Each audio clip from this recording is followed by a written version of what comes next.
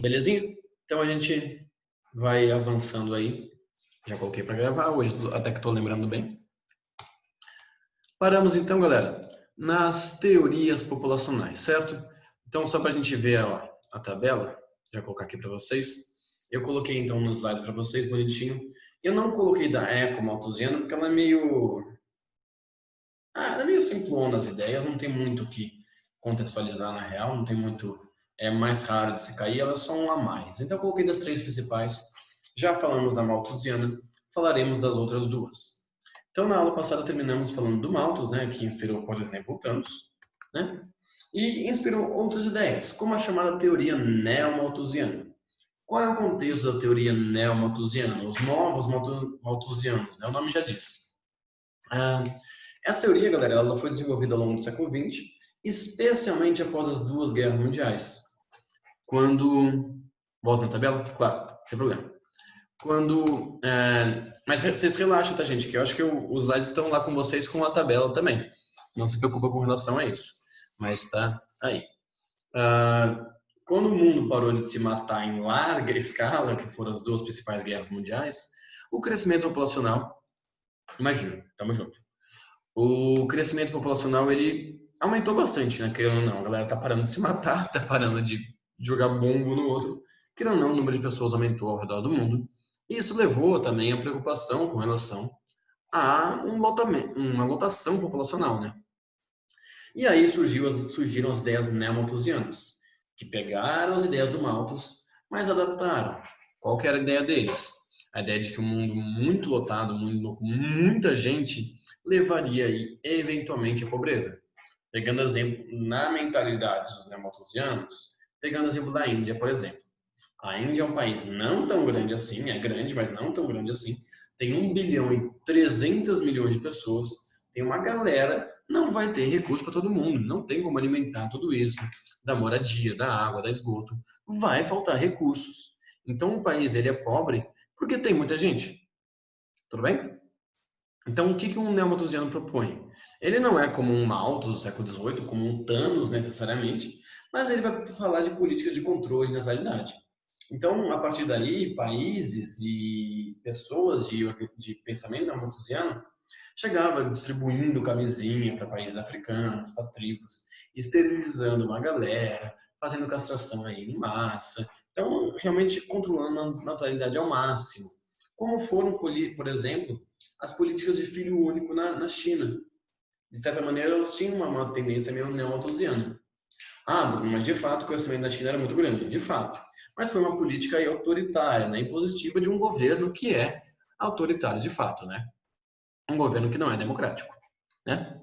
O que a neo-malthusiana não acertou um pouquinho, né? Essa ideia realmente de fato de se pensar no planejamento familiar, de se pensar em quantos filhos você vai ter, não só pelo mundo, mas para você mesmo, ela é importante, né? É óbvio, né, galera, que isso é muito mais para quem tem condições de refletir sobre isso, né? Quem tem aí uma condição socioeconômica, étnica, estrutural, melhor para poder realmente pensar quantos filhos cada família vai ter, né? Então, por exemplo, esse seria o momento na sala que eu perguntaria quantos filhos cada um de vocês aí quer ter, ou quem quer ter filho ou não. Quem de vocês aí, por exemplo, não quer ter filho? Alguém de vocês não quer ter filho, por exemplo? Gordezan, não quer ter filho. Luísa. É cada vez mais comum, na real. Eu também, particularmente, não fico muito empolgado com a ideia, por enquanto, de ser pai. Na real, ser pai até que sim, mas colocar mais de uma criança no mundo e tal. Quem quer ter mais de 2 filhos, por exemplo? Alguém quer? A dar de 2. Muitas pessoas geralmente vão querer um ou dois. Acho que a maioria da sala que quer ter filhos quer ter dois, né? Geralmente quer um menino ou uma menina e tal. Exato, Rodrigues, eu sou mais ou menos por aí também.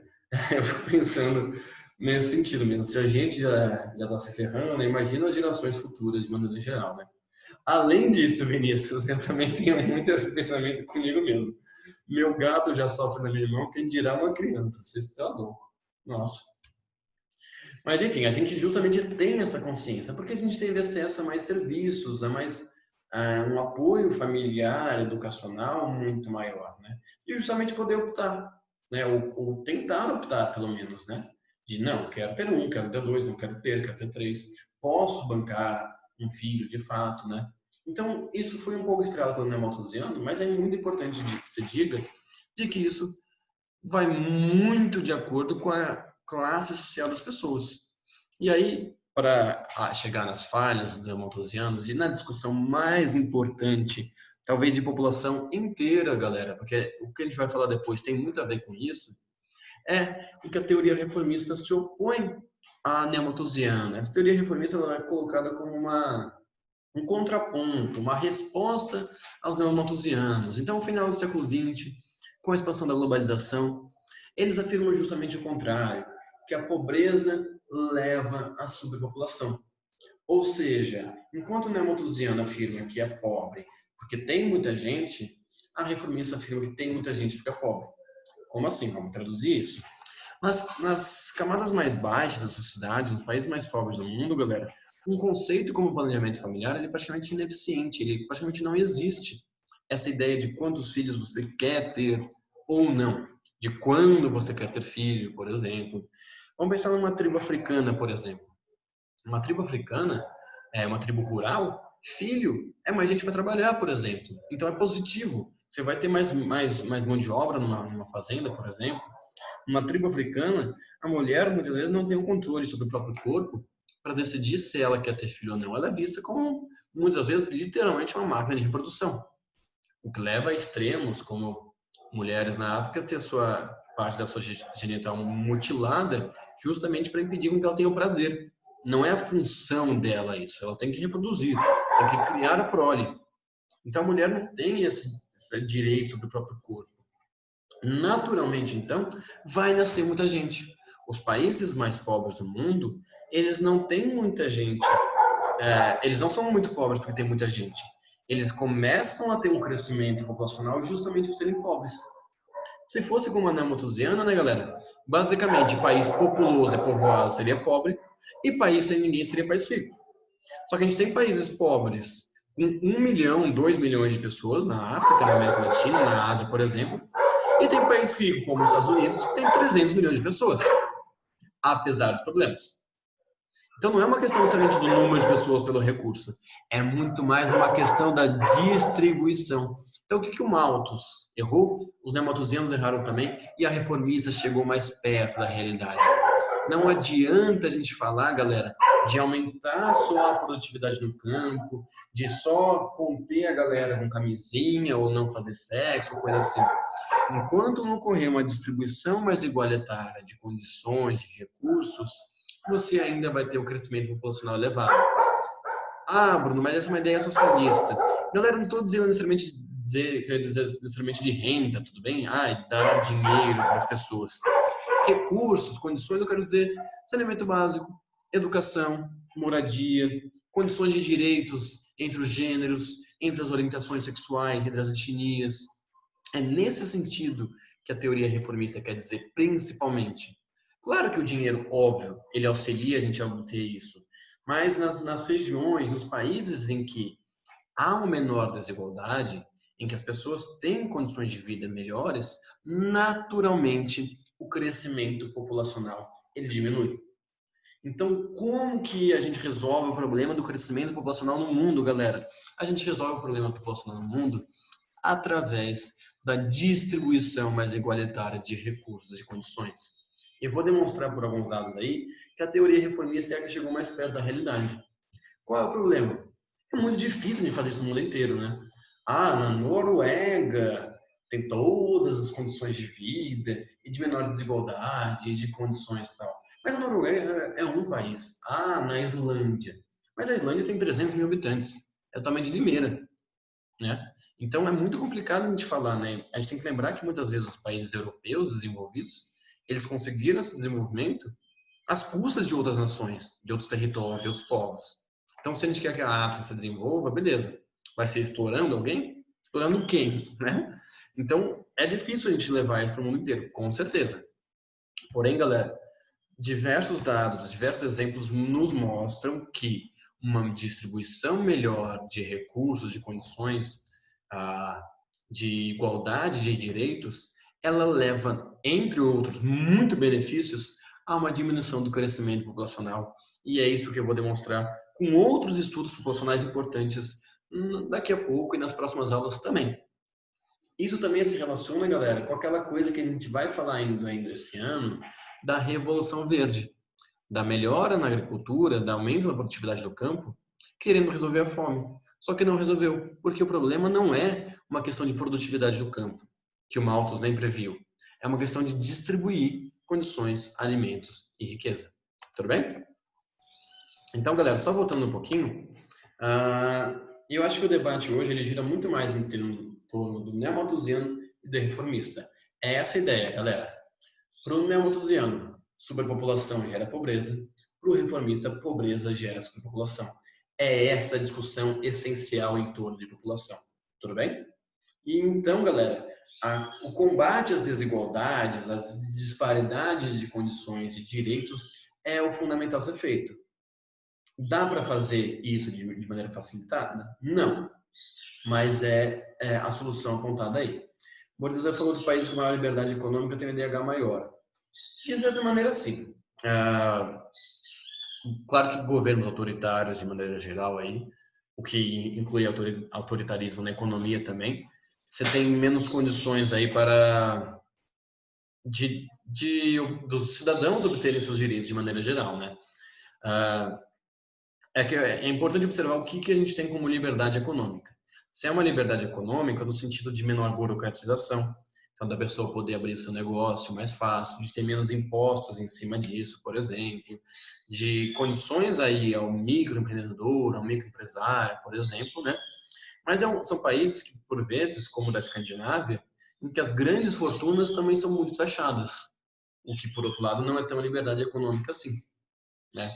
Os Estados Unidos é um país de enorme liberdade econômica em que as pessoas têm que pagar por todos os serviços. Só que nem tem todos têm essas condições, né? Então tem uma série de questões aí, mas de fato algumas liberdades econômicas, alguns benefícios, um peso menor do Estado para algumas classes sociais, ela é fundamental para garantir aí uma elevação na riqueza, na qualidade de vida aí. E muitas vezes a gente pode conseguir isso taxando quem tem mais, por exemplo, que é a população mais rica. Ou o Estado amparando apenas quem precisa mesmo, com a renda básica, por exemplo. Então a liberdade econômica, vista de uma maneira mais consciente, não só uma liberalização total, ela é muito positiva mesmo, com certeza. Né? E, galerinha, temos também a chamada teoria ecomalthusiana, ela é mais clara, ela é mais incomum, mas só para não deixar de citar também, ela associa o crescimento populacional aos danos ambientais. Se a gente puxar um gancho, como a gente falou semana passada e retrasada, de mudanças climáticas, impactos ambientais e tal, claro que está certo. Quanto mais gente no mundo, mais impacto a gente tem. Só que aí, já puxando o gancho para a teoria reformista também, não é só uma questão de quanto mais pessoas a gente tem, e sim o consumo e o estilo de vida que elas têm. Então, um estadunidense, ele consome 10 vezes mais que um africano, por exemplo, de recursos e tudo mais, né? Então, se a gente quer elevar as pessoas em condições de vida, da hora. Mas a gente também tem que pensar um consumo mais consciente para essas pessoas também, de maneira geral, né? Se a gente pensar que os países asiáticos, por exemplo, a população está crescendo muito, está elevando seu consumo, o que leva a um grande consumo de energia elétrica para usar fontes poluidoras como carvão, como petróleo e tudo mais. Galerinha, eu trouxe um vídeo para vocês aí, eu não vou colocar aqui agora como eu tenho, mas é um vídeo de uns 2, 3 minutos. Eu passaria em aula, se fosse aula presencial. Quem quiser clicar aí no link depois para assistir. Esse vídeo, galera, ele é simplesmente uma propaganda do governo da Dinamarca, com propaganda com empresas privadas também, que basicamente estimula a população a fazer sexo. Por quê? Eu já vou explicar. Não é putaria, tá? Não é pornô, não é nada desse tipo. Não vai falar que eu saí dando pornô pra vocês, não é isso. Não é Xvideos, não é brasileirinhas, não é, sei lá, dinamarquesinhas, não é esse caso. Mas eu já vou explicar o porquê desse vídeo daqui a pouquinho. Tudo bem, gente? Para um neomalthusiano, então, não é uma questão de riqueza, e sim de planejamento familiar. Só que é muito importante que a gente pense que como que você cobra de uma população vulnerável, uma população pobre, aquele pensamento de, ai, tá vendo, olha lá, pobre pra caramba, sem emprego, 5 filhos e vai ter o sexto ainda. Tem que entender que essa pessoa não teve o acesso à educação, a uma educação sexual, muitas vezes, do conhecimento do próprio corpo, para prevenir esse número alto de filhos, né? Para prevenir com que realmente, de fato, ela tivesse menos crianças que são, de fato, um peso, são um gasto, são uma gente para alimentar de maneira geral, né? Não adianta só cobrar dessas pessoas uma consciência ou que usem uma camisinha. Não adianta chegar numa tribo, numa aldeia e sair distribuindo camisinha, as pessoas nem sabem como que usa aquilo, por exemplo. Tem que vir com um monte de outros fatores que são mais de longo prazo, são mais difíceis de se implementar, como educação, como serviço de saúde, como igualdade entre gêneros, entre homens e mulheres, por exemplo, as mulheres terem mais direitos sobre o próprio corpo. Tudo bem? Acho que essa discussão populacional e de gêneros, né, ela foi muito falada indiretamente, né, no caso extremamente complicado e negativo da menina que foi estuprada pelo tio e a questão do aborto dela e tudo mais, né? São momentos em que isso volta mesmo que indiretamente ainda, né? Temos a tabelinha então. Então, todas têm pontos positivos e negativos, mas a que chega mais perto da realidade é a reformista mesmo de fato. O Enem gosta muito disso, sim. Acho que o vestibular que o FUVEST é Enem, mas acho que o vestibular que mais gosta da população é o Enem, com certeza, porque aí o Enem já junta com o meio ambiente, já junta com a ideia da pegada ecológica, da pegada hídrica, já junta com o impacto das pessoas de maneira geral, já junta com a agricultura. O Enem, ele tem aí um crush bem forte na população.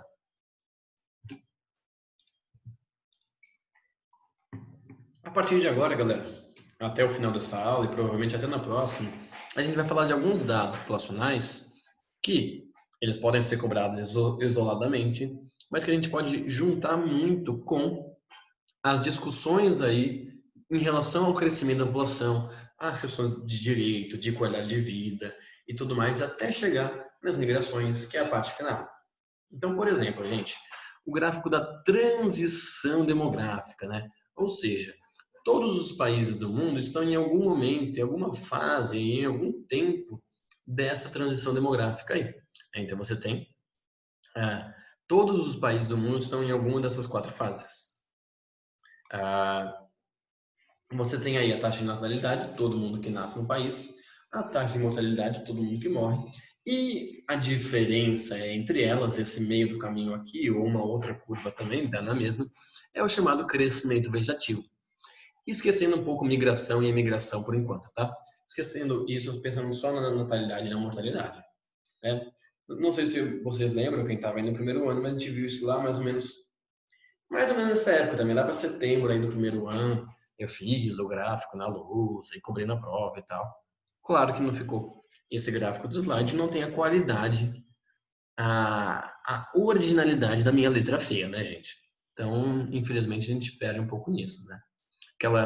Aquele exercício clássico da galera apertar o olho assim para tentar ver o que está escrito lá na minha aquela letra horrorosa.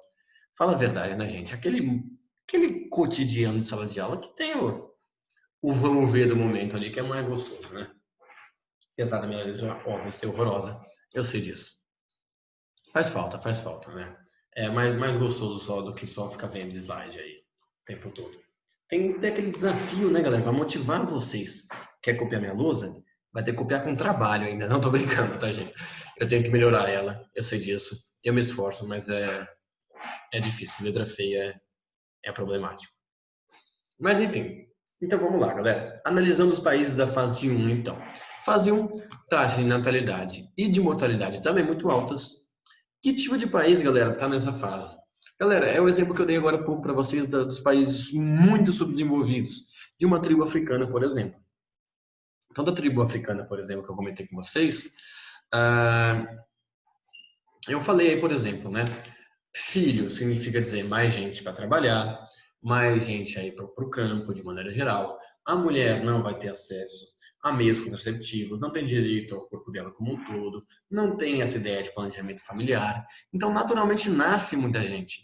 Uma região pobre, como diz a teoria reformista, naturalmente nasce muitas pessoas. O problema é que numa região muito pobre também vai morrer muita gente.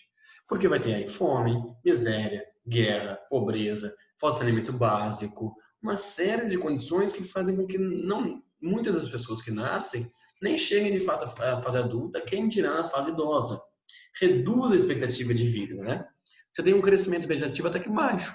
É um país que nasce uma galera por ser pobre, mas por ser pobre também morre uma galera. Então o que acontece? O crescimento vegetativo é baixo, na real, né? São países extremamente subdesenvolvidos. Que tipo de país a gente tem hoje em dia nessa fase, Bruno? Quase nenhum, na real, gente. Alguns africanos estão saindo dela, os últimos aí mais atrasados, ou países em guerra, como a Síria, por exemplo, que morria muita gente, estava em guerra. E que está saindo também de novo, que está acabando a guerra lá na Síria. Então são pouquíssimos países, países extremamente precários. Aqueles que nascem muita gente, mas também morre muita gente. Só que o que acontece na segunda fase? Na segunda fase, você tem aí uma redução muito forte da mortalidade. A natalidade, ela praticamente se mantém, só que a mortalidade, ela cai. Vamos interpretar isso, gente. O porquê disso?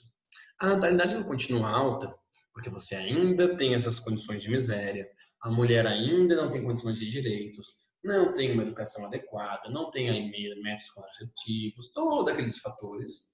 Porém, você de repente aí erradicou alguma doença, uma epidemia, você saiu de uma guerra civil, você fez uma campanha de vacinação, investiu um pouquinho mais de saneamento, melhorou um pouquinho a questão da fome.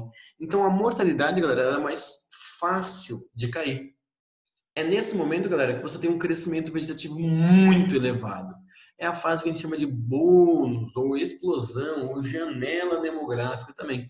É quando nasce uma galera e morre muito menos. É quando o crescimento populacional do país, ele tora muito forte, não para de crescer, gente, não para de crescer, gente. Só vai aumentando, aumentando, aumentando, aumentando, aumentando, aumentando, aumentando, aumentando, aumentando, sem parar. Tudo bem? Que países estão nessa segunda fase? Países, de maneira geral, ruins também. Africanos e asiáticos, principalmente. Não à toa, onde está crescendo a população mundial é nesses dois continentes. Por quê? A condição de vida no país africano hoje, galera, não é tão negativa quanto era de 30, 40 anos atrás. Ainda é muito ruim, óbvio. Mas melhorou em alguns aspectos. O que é bom, claro. Mas isso melhorou a ponto de só reduzir a mortalidade e não a natalidade. Tudo bem? Isso faz com que nasçam muitas pessoas nessa fase. Aí entramos na fase 3, a fase de desaceleração demográfica, no qual a mortalidade meio que se mantém, né? E quem cai muito bruscamente é a natalidade. O que vai fazendo, galera, para a natalidade diminuir? Agora, não é necessariamente que o país ele ficou rico. O país ele se urbanizou. Na cidade, gente, enquanto que no campo filho é mais gente para trabalhar, na cidade o filho é gasto.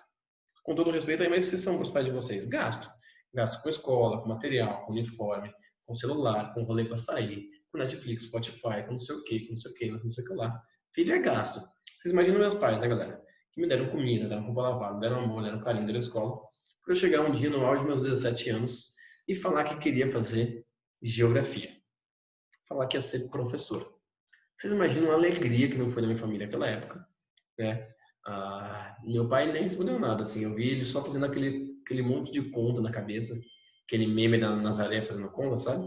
E eu percebi na hora que ele estava calculando tudo que ele gastou comigo, desde a concepção até aquele dia, para pensar: meu filho vai fazer geografia, meu filho vai ser professor. Foi um orgulho, assim, né, gente? Foi uma grande alegria aí, né?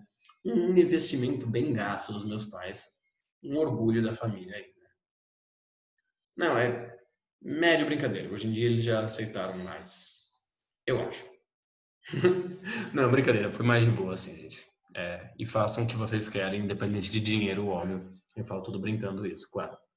Eu não me arrependo da minha escolha nem um pouco, na verdade. Mas filho na cidade, galera, filho é gasto, de maneira geral. Né? Filho é uma cobrança nesse sentido. Né? Então, naturalmente, com um país se urbanizando, por exemplo, você tem aí uma redução do crescimento populacional. Um país mais urbano tem mais acesso a serviços como saúde, como educação, mesmo que precários, mas já melhora um pouco mais, o que naturalmente reduz o crescimento populacional. Você tem aí a mulher se inserindo no mercado de trabalho, então reduz um pouquinho ainda mais. Países um pouquinho melhores, mais urbanos também, a mulher tem condições um pouco menos piores do que os mais precários, então ela já tem um pouco mais de direito de escolha sobre o próprio corpo. Tudo isso vai reduzindo o crescimento dessa população. Quem que está nessa terceira fase? A gente chama dos países em desenvolvimento, né? Aquela classificação de desenvolvimento que a gente já usou, né? Daqueles países emergentes, como o Brasil, como a China, como a Argentina, o México, países que já atravessaram a fase 2 e estão diminuindo o seu crescimento populacional agora. Até que, por fim, galera, chega num país em que a taxa de natalidade e mortalidade ambas são muito baixas. Um país como o Japão, por exemplo. Um país onde o custo de vida é muito alto. Um país de vida onde a galera prefere não ter filhos para sair viajando o mundo, virando Instagrammer, por exemplo, virando, sei lá, digital influencer. Um país onde a galera não quer ter filhos, porque justamente, como a gente falou no começo da aula, não quer colocar ele nessa desgraça de mundo, nessa várzea, não quer gastar dinheiro com isso. Que as pessoas optam naturalmente por ter menos filhos, que tem aí toda uma educação, uma saúde mais adequadas. Então, você tem que a natalidade é muito baixa e a mortalidade também, porque é um país com qualidade de vida muito alta. Consequentemente, o crescimento vegetativo é muito baixo. Que países estão atualmente nessa fase 4? Países desenvolvidos. Tudo bem? Isso é bom? É bom por um lado, galera, mas esse crescimento vegetativo muito baixo também é negativo, porque você precisa de mais pessoas para movimentar a economia do país, para trabalhar, para pagar impostos, para trabalhar, para financiar a população idosa que está crescendo, a população de crianças, né? Senão, você vai ter um desequilíbrio nas contas públicas. Então, um crescimento vegetativo muito baixo na fase 4 também é negativo. Isso leva os países como a Dinamarca, por exemplo, a literalmente pedir para a galera fazer sexo para aumentar o crescimento populacional.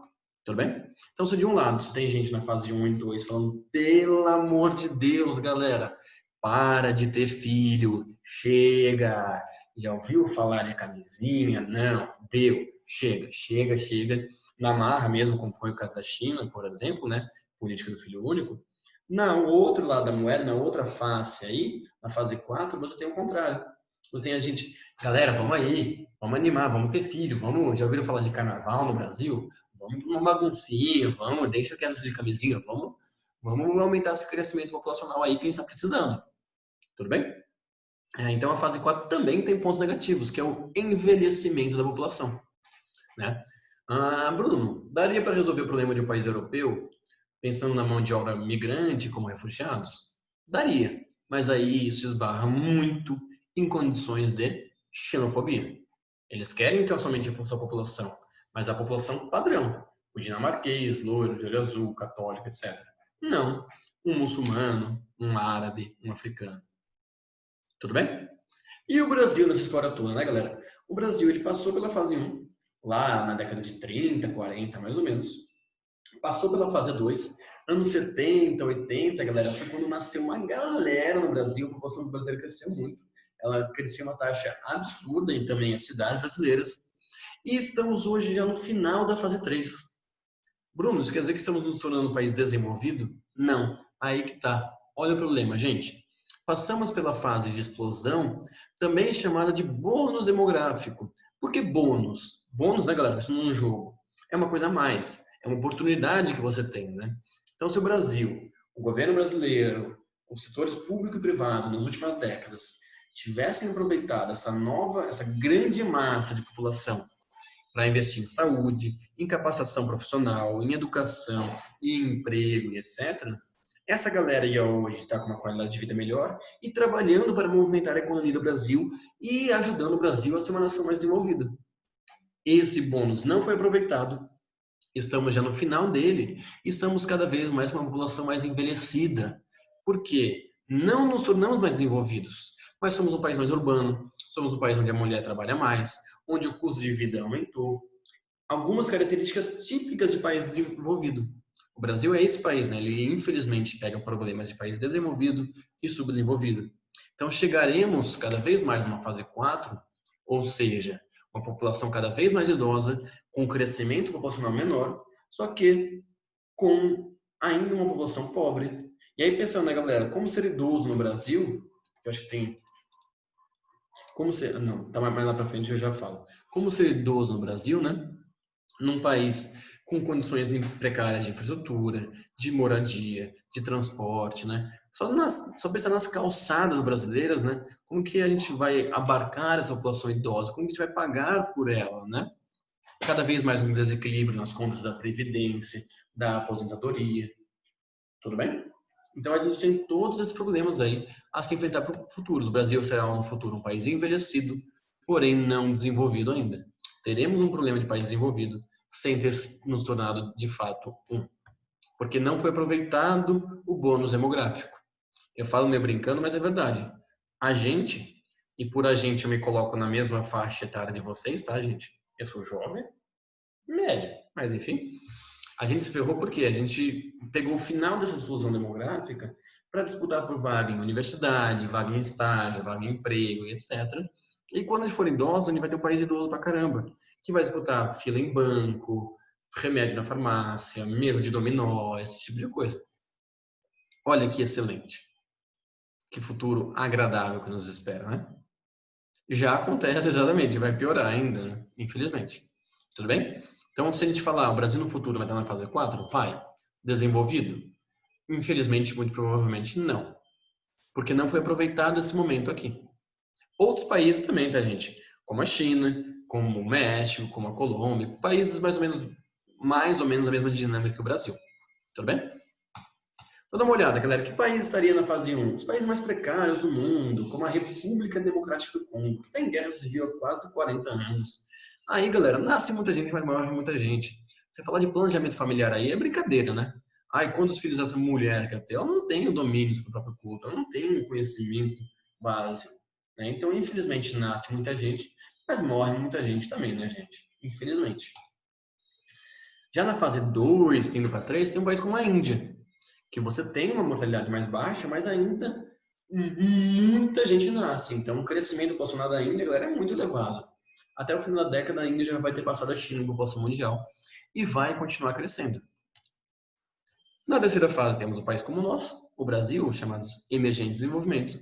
E na quarta fase, temos países como a Noruega, por exemplo, em que nasce pouca gente, mas morre pouca gente também.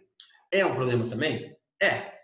O que eles têm que fazer? Políticas de incentivo à natalidade e à migração também. Só que aí esbarra na xenofobia.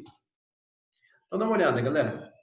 Eu peguei, eu vou colocar até no chat esse site, chama populationpyramid.net. Semana que vem, quando vocês tiverem um pouquinho de boa aí, quem quiser dar uma forçada lá, tem várias curiosidadezinhas sobre a população. E eu tirei alguns prints aí de alguns infográficos. Dá uma olhada nas projeções da população mundial. Olha o quanto que a população da Ásia foi crescendo desde a década de 60 e continuou crescendo, até que mais ou menos 2060 a projeção é que ela se estabilize. No final da década vai até cair um pouco. Tudo bem, vai ter uma galera, né? 5 bilhões de pessoas são na Ásia. Mas o que acontece, galera? A Ásia estava na primeira, segunda fase do crescimento, terceira fase, e uma hora ela vai atingir essa quarta fase e vai começar a cair. Por outro lado, olha que continente não parou de crescer. Olha a África, que na década de 60 tinha menos de 500, tinha 250, 300 milhões de pessoas. Olha quantas pessoas vai ter no final do século. Quase 4 bilhões e meio. É aí que está o problema, galera. Isso prova o quê? Que a teoria reformista está certa. Por que os outros continentes, que são um pouquinho melhores, especialmente Europa, Oceania, América do Norte, o crescimento ele é muito menor? São continentes desenvolvidos. A Europa já passou por isso, galera. Só que lá no século XVIII, lá quando o Malthus estava falando, quando a Europa tinha condições precárias. Tudo bem? Então, se a gente quer resolver o problema da população do mundo, é batalhar para que a galera na Ásia, na África, na América Latina tenham condições de vida minimamente aceitáveis. Isso naturalmente vai reduzir o crescimento populacional. A Europa nos mostra isso, a América do Norte nos mostra isso, o próprio Brasil nos mostra isso. Com uma leve melhoria na qualidade de vida, você já reduz o crescimento das pessoas no mundo. Então, no futuro, galera, vai ter muita gente, só que vai ter muita gente nas partes mais pobres ainda do mundo, como a África e a Ásia, por exemplo. O que é muito problemático, porque isso vai intensificar problemas para recursos, urbanização desordenada dos países, entre outros problemas aí. Tudo bem? Então, ó, onde está em vermelho, né, onde o crescimento populacional é mais elevado. Países africanos, asiáticos. Comentei lá na outra aula para vocês. Paquistão, um país pequeno da Ásia, passou a gente. Bangladesh vai passar. Nigéria, o país mais populoso da Ásia, da África, desculpa, vai passar a gente enquanto antes. Enquanto alguns países europeus, crescimento vegetativo negativo. Tudo bem? Pelos detalhes, galera, eu falo daqui a 2 semanas. Eu só queria mostrar uma piadinha do choque de cultura aí, que mostra que, na real, a visão dos idosos no Brasil já é uma visão complicada, né? Já é visto como um estorvo, como alguém que atrapalha, como alguém que não contribui aí. Mas a gente tem que se preparar para esse país idoso no futuro, né? Quem não assistiu Choque de Cultura, eu recomendo fortissimamente, que é excelente, maravilhoso, é sensacional.